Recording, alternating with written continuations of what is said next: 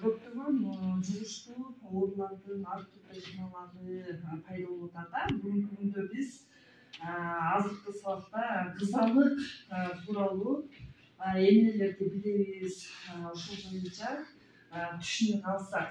Деги эле биз буга чейин кызамык деген ооруну билгенсиңерби?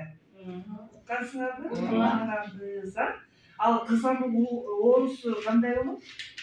Дененин ар жеринде Денеге кызыл түтүрлөр чыгып кетет экен, Дагы кандай белгилерин билесиңер?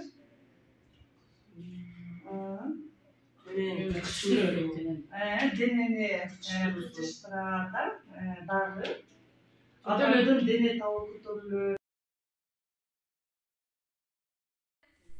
Бейтап, кызамык менен ооруп калса эмне кылуу керек, балдар? Жашаган жери боюнча телефон аркылуу медициналык жардамга кайрылуу керек. Бейтапка өз алдынча барбастан медицина кызматкерин күтүү. Дарыгер келгенге чейин башка адамдар менен байланышты үзүп туруу керек. Азаматсың? Бөлмөнү тез-тезден желдетүү жана нымдуу түрдө тазалоо. Өзү дарылоо менен алектенбөө.